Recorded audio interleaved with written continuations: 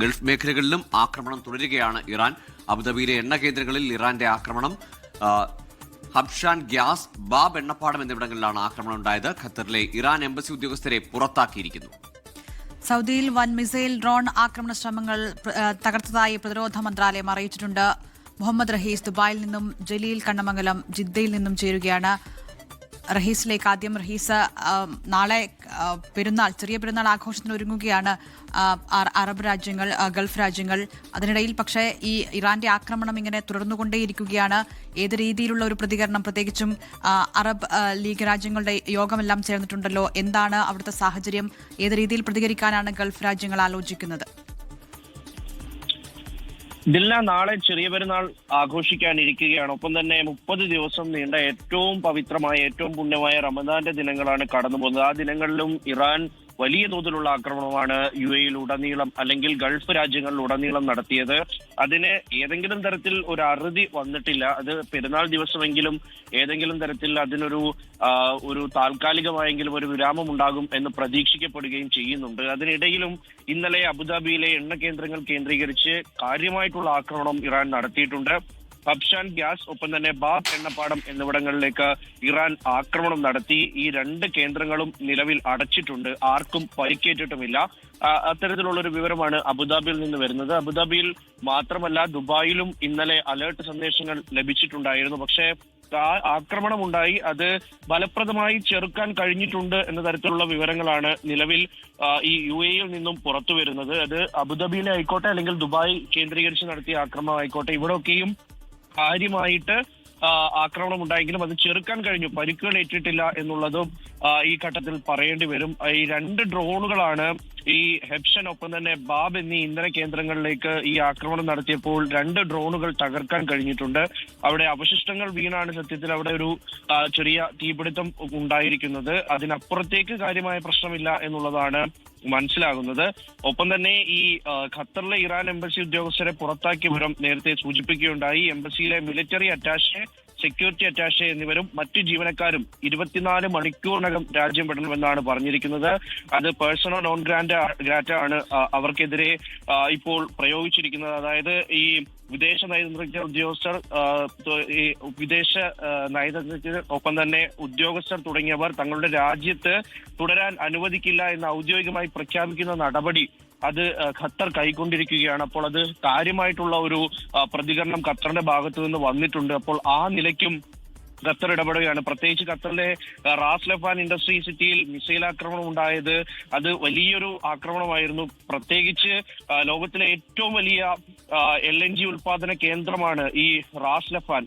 അതിന് പിന്നാലെയാണ് സത്യത്തിൽ ഈ ഇറാനെതിരെ ഗൾഫ് രാജ്യങ്ങൾ, അല്ലെങ്കിൽ ക്ഷമിക്കണം, ഈ ഇസ്രായേൽ ആക്രമണത്തിനെതിരെ ഗൾഫ് രാജ്യങ്ങൾ കാര്യമായിട്ടുള്ള ഒരു നീക്കത്തിലേക്കും മറ്റുമൊക്കെ കടന്നത്.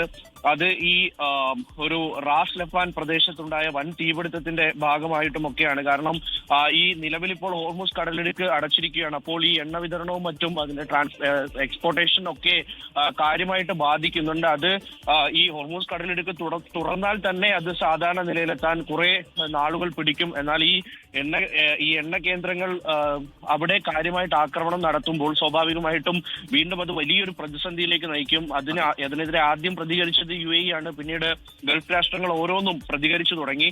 അപ്പോൾ ആ നിലയ്ക്ക് ഇതൊരു വലിയ പ്രത്യാഘാതത്തിന് കാരണമാകുമെന്നാണ് UAE തന്നെ വ്യക്തമാക്കിയത്. അപ്പോൾ ആ നിലയ്ക്കുണ്ടാകുന്ന ആക്രമണങ്ങൾ അത് വലിയ തോതിൽ തന്നെ ഇപ്പോൾ ഗൾഫ് രാജ്യങ്ങൾ ഒന്നുകൂടി അതിൽ ഓരോ വിഷയങ്ങളായി എടുത്തുകൊണ്ട് പ്രതികരണത്തിന് തയ്യാറായിരിക്കുന്നു എന്നുള്ളതാണ് പ്രസക്തം. നേരത്തെ ഈ ഇറാൻ ആക്രമണത്തെ മാത്രം അപലപിച്ചുവെങ്കിൽ ഇപ്പോൾ എല്ലാ ആക്രമണങ്ങളെയും ഏതാണ്ട് എതിർക്കുന്ന നിലയിലേക്ക് നിലപാട് മാറ്റേണ്ട തരം അത് ആ ഒരു അവസ്ഥയിലേക്ക് ഗൾഫ് രാജ്യങ്ങൾ എത്തിയിട്ടുണ്ട് എന്ന് ഉറപ്പായും പറയേണ്ടി വരും.